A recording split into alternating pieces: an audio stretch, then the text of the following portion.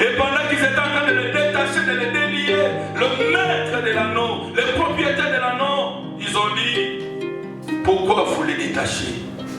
Pourquoi vous les libérez? Les disciples ont dit, nous ne pouvons pas les laisser ici, parce que le Seigneur en a besoin. Libérés pour servir le Seigneur. Et la Bible dit que les disciples ont ramené l'anneau. Lorsqu'ils l'ont ramené auprès de Jésus, la Bible dit que les gens ont jeté les vêtements. On a vêti l'anneau qui n'avait jamais été vêti. On l'a habillé, on l'a vêti. Les gens ont jeté les vêtements par terre. Et Jésus était monté dessus. Il est monté sur l'anneau. Et en parcourant ces textes, en lisant ces textes, bien aimés, je vois trois grandes vérités ce matin que nous voulons partager. Trois grandes choses en lisant ce passage. Libéré pour servir le Seigneur. J'aimerais que tu dises à ton voisin, libéré pour servir le Seigneur. La première des choses, bien aimé dans le Seigneur, à moins que tu sois libre, tu ne peux pas servir le Seigneur. À moins que tu sois libéré, à moins que tu sois délivré, tu ne peux pas servir le Seigneur. Même chanter ici, si tu n'es pas délivré, si tu n'es pas libéré, tu ne peux pas servir le Seigneur. Même prêcher là, tu ne peux pas le faire si tu n'es pas libéré, bien-aimé. Même donner à Dieu ici, donner à Dieu, pour donner à Dieu, tu ne peux pas le faire, bien-aimé, si tu n'es pas libéré. Jésus-Christ avait besoin de se servir de l'anneau. Mais l'anneau était lié. L'anneau était attaché. L'anneau que Jésus avait besoin, il était lié, il était attaché. Il fallait d'abord le délier, il fallait d'abord le détacher pour qu'il soit au service du Maître, pour qu'il soit au service de Jésus. À l'église, tu es là, oui, c'est vrai, mais est-ce que tu es délivré? À l'église, tu es là, oui, est-ce que tu es libéré? Ce qui fait mal, bien-aimé, vous allez voir quand c'est le temps de chanter ou bien de louer, vous êtes surpris qu'il y a des gens qui sont assis. Il y a des personnes qui attendent qu'on leur dise de se tenir debout pour adorer Dieu. Mais quand vous voyez comment les anglophones louent Dieu, les Nigériens, les Sud-Africains, j'ai vu comment les Sud-Africains louaient Dieu, tu te dis qu'est-ce qui se passe? J'ai vu comment les Nigériens étaient capables de louer Dieu, tu te dis waouh! Qu'est-ce qui se passe? Nous avons circulé, nous avons vu comment les gens savent louer Dieu parce qu'ils comprennent qui est Dieu. Mais quand je vois, bien aimé, des fois pour chanter, des fois pour prier comme ça, pendant les moments de prière, on regarde comme ça. La question qui me revient, est-ce qu'on est libéré? Est-ce qu'on sert le Seigneur? Libéré pour servir le Seigneur. Des fois même nos offrandes, quand nous donnons à Dieu, ce que nous donnons à Dieu, ce sont des offrandes dérisoires, des offrandes là. Le problème, ce n'est pas qu'on n'a pas d'argent. Le problème, est-ce qu'on est libéré? Est-ce qu'on sert le Seigneur? Libéré pour servir le Seigneur. Donc la première vérité, bien-aimé, tu ne peux pas servir Dieu. Tu ne peux rien faire aussi longtemps que tu n'es pas encore libéré. Aussi longtemps que tu n'es pas encore détaché de lien. L'anneau que Jésus voulait se servir, il était lié. Il fallait d'abord les délivrer, les délier, les détacher pour entrer dans le service du Seigneur. Amen.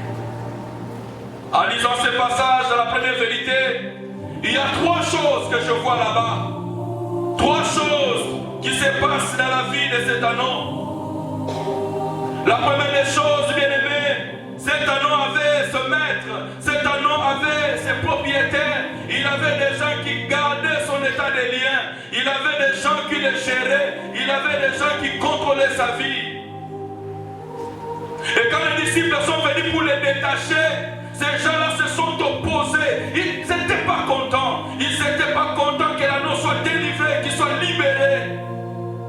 Pendant que les disciples étaient en train de le détacher, ces gens-là ont dit non, laissez-le là-bas, qu'il reste là-bas, qu'il reste dans cet endroit-là. Qu'il reste là. Qui sont tes maîtres? Qui contrôlent ta vie? Tu peux croire que tu es libre alors qu'il y a des maîtres qu'on a mis pour contrôler ta vie, alors qu'il y a des maîtres, des personnes qu'on a mis sur toi pour contrôler tes mouvements. Tu peux croire que tu es libre alors que le diable a placé des agents sataniques qui gèrent ta vie, qui contrôlent tes mouvements, qui contrôlent ta vie, qui contrôlent ton foyer. Qui contrôle ta vie? Qui sont tes maîtres? Et à chaque fois que les gens voudront t'aider pour que tu ailles de l'avant, ces maîtres-là vont s'opposer pour que personne ne vienne t'aider, pour que personne ne vienne. Pourquoi? Parce que quelque part, il y a des agents sataniques qui contrôlent ta vie. Alléluia. Le maître là, bien aimé dans le Seigneur, parfois tu peux le reconnaître quand tu es dans des problèmes. Ils peuvent être là et ils viennent te dire, oh, comme s'ils compatissaient avec toi, oh, qu'est-ce qui t'est arrivé? Alors qu'ils viennent seulement pour vérifier les coups qu'ils ont faits. Ils viennent comme s'ils compatissaient avec toi, oh, qu'est-ce qui t'est arrivé mon frère? Qu'est-ce qui t'est arrivé ma soeur? Alors que ce sont les agents du diable que le diable a placés pour contrôler ta vie. Ça peut être un oncle de ta famille bien-aimé que le diable a placé pour contrôler ta vie. Ça peut être un ami au travail que le diable a mis à tes côtés pour contrôler ta vie. Ça peut être un ami au marché que le monde des ténèbres ont placé pour contrôler ta vie, contrôler tes mouvements, contrôler tout ce que tu fais, contrôler même ton foyer. Qui sont tes maîtres? Qui contrôlent ta vie? Qui gèrent ta vie? Ces gens-là n'étaient pas d'accord que l'agneau soit libéré. Ils étaient même contents que l'agneau soit libéré. Ils voulaient qu'il reste là. Je suis en train de donner un témoignage au premier culte, comment une maman, quand je revenais de Lubumbashi à Kinshasa, ils ont dit, pasteur, est-ce que tu ne peux pas passer à la maison pour la prière? Quand nous sommes passés à la maison, nous sommes arrivés à la maison et ils étaient avec son mari c'est un avocat, c'est un maître avocat. Et avant la prière, la femme nous dit, pasteur, avant qu'on commence la prière, j'ai quelque chose à dire. Il dit, pasteur, cette femme va dire une vérité bien aimée, dans laquelle beaucoup de personnes ignorent. Cette maman va dire, il dit, pasteur, nous avons constaté dans notre couple, à chaque fois qu'on a l'argent, où le mari gagne un procès, il peut avoir 5 000 $, 3 000 $, 1 000 $, 500 $. Ça dépend du montant qu'il peut avoir, du montant qu'il peut gagner. Mais ce qu'on a constaté, à chaque fois qu'on a l'argent à la maison, on a remarqué jusqu'à ce que cet argent-là va se terminer. Jusqu'à ce que ça se termine. Aussi longtemps que l'argent ne se termine pas, on n'aura pas un autre argent. Si c'est 5 000, vous voyez comment ça descend. 5 000, ça descend.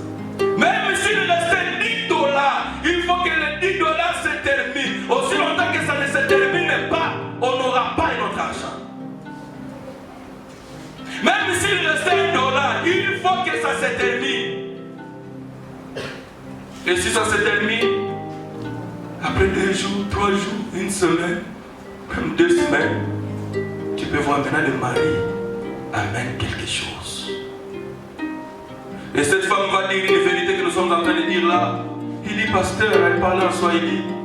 C'est comme si c'est comme s'il y avait des gens quelque part là qui décident sur votre vie, qui est en train de décider cet argent-là. Terminez d'abord cet argent ici. Terminez d'abord. Si vous terminez, comme ça vous aurez. Il dit, pasteur, c'est pas normal. C'est comme s'il y a des gens qui vous gèrent quelque part. C'est comme s'il y a des forces qui sont en train de gérer même vos finances. Ils vous imposent. Vous sentez cela et vous vivez cela. Pas une fois, pas 2 fois. Mais nous avons constaté cela pendant une longue période.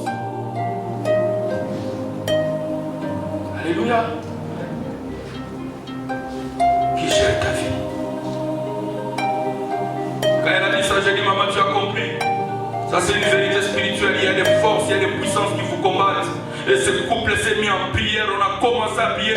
Ils sont mis en prière. Et cette loi-là a été tombée. Et les choses avaient changé. Lorsque vous lisez l'Exode, chapitre 1er, vous allez voir, la Bible dit que Pharaon avait placé sur la tête des enfants d'Israël, il avait placé des chefs de corvée. Les chefs de corvée étaient là pour contrôler Israël pendant qu'ils étaient en train de faire des travaux durs, difficiles. Mais dans chaque groupe des enfants d'Israël, il y avait un chef de corvée. La Bible dit qu'ils avaient des fouets et les chefs de corvée ont rendu la vie amère. C'est ce que la Bible dit. Ils ont rendu la vie amère et dure à Israël, les chefs de corvée. Pharaon, c'est l'image du diable. Les chefs de corvée, c'est l'image des démons que le diable place pour contrôler nos vies, pour contrôler nos foyers, pour contrôler les maisons. Voilà pourquoi je déclare ce matin que là où on t'avait laissé, là où les gens pensaient que tu resteras là, ils ne te verront plus là. J'ai dit qu'ils ne te verront plus là. Dieu te sortira de là. J'ai dit que si tu dis Amen, que Dieu te sorte de là. Toi qui as dit voilà Amen, que Dieu te libère et te fasse sortir de là. Ah, j'ai dit que tu ne resteras pas là. Tes enfants ne resteront pas là. Ton mari ne restera pas là. Ta femme ne restera pas là. Tu vas expérimenter la délivrance. Ah, j'ai dit sors au nom de Jésus. J'ai dit que sois libéré au nom de Jésus. Là où on te voyait, on ne te verra plus. J'ai dit que là où on te voyait, on ne te verra plus. J'étais en train de dire que là où on te voyait, on ne te verra plus. Ce matin, tu seras délié. J'ai dit que ce matin, tu seras délié. J'étais en train de dire que ce matin, ton amen m'étonne. C'est ton amen qui m'étonne. J'ai dit que ce matin, tu seras délivré. Tu seras libéré. Voilà pourquoi cette semaine, nous parlons sur le brisement des limites. Nous aurons des moments de prière sur le brisement des limites. La deuxième des choses que je vois dans cette première vérité, c'est que cet anneau, en dehors de ce que il avait des maîtres, il avait des gens qui contrôlaient son état. La deuxième des choses, il avait une corde. Dis après moi la corde. Dis plus fort la corde. Je n'entends pas la corde. En dehors de ce qu'il avait, les personnes qui les contrôlaient, qui les géraient, mais cet anneau avait une corde qui les liait, qui l'attachait. Bien aimé, dans chaque lien ou dans chaque esclavage, il y a ce qu'on appelle le lien. Le lien, c'est la chose avec laquelle on tire ta vie. On est en train de te tirer, on est en train de te contrôler. À chaque fois que tu veux aller loin, tu vas aller au-delà des limites. Quelque part, il y a une corde qui te réclame. Il y a une corde qui te retire en arrière. La corde. En dehors des maîtres, il avait une corde qui l'attachait, qui le liait, qui l'empêchait de faire quoi que ce soit.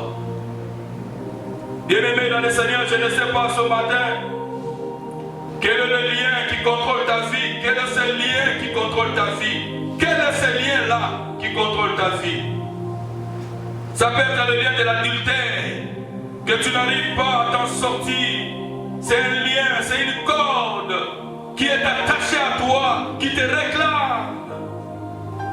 Et c'est comme si c'est plus fort que toi. C'est un lien, c'est une corde. Ça peut être le lien de la bière. Tu fais tout pour abandonner, mais tu n'arrives pas. C'est un lien qui est attaché à toi. Il y a une corde qui te réclame. Ça peut être le lien des mensonges. Le lien des mensonges. Comme une femme qui disait, mon mari, quand il doit parler, la vérité chez lui, c'est seulement bonjour. Quand il dit bonjour, c'est ça la vérité. Tout ce qui reste, mensonge. Le lien du mensonge. Je parle au premier culte, il y a même des hommes mariés, quand tu regardes leur téléphone, il y a des codes. Des codes. Des codes. Moi, mes téléphones à moi, il n'y a pas de codes. Pas de codes. Alléluia. Il n'y a pas de codes. Les hommes mariés, mes téléphones ont des codes. Et vous allez voir même, dans les téléphones, il y a des noms de faux généraux, de faux colonels. Quand les téléphones sonnent, allô mon général, allô mon général. Oh, ce sont les femmes qui appellent. Allô mon colonel.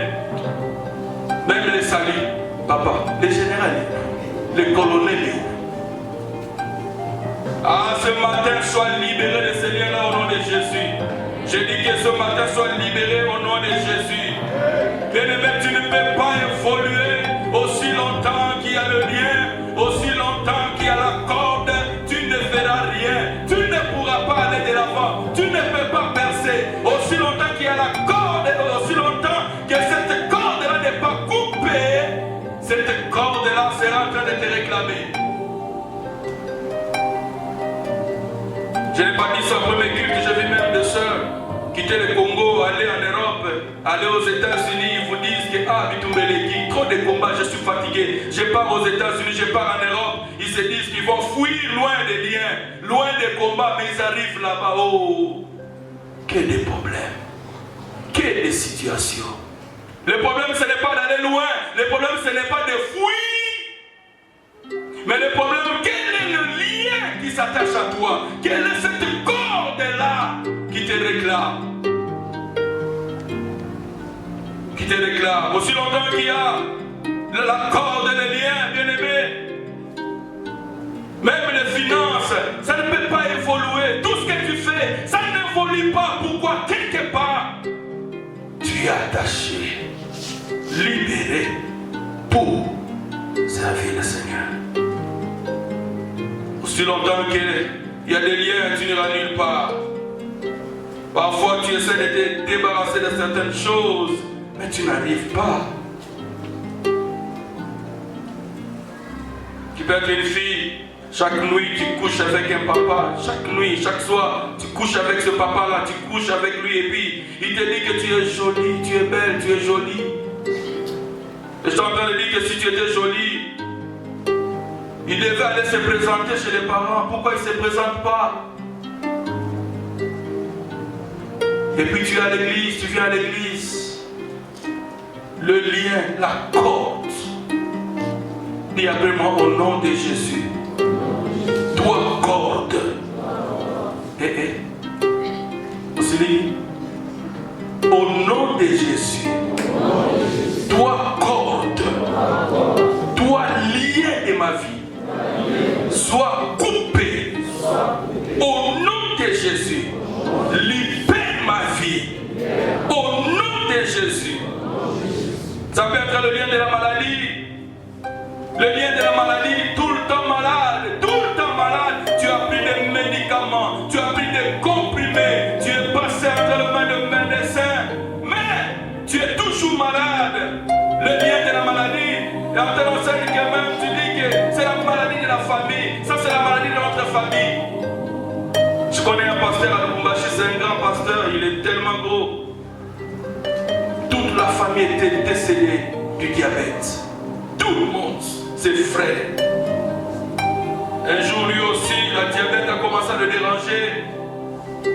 Il a commencé à prier, il a prié du Seigneur, je suis ton serviteur. Comment continuer encore avec cette maladie?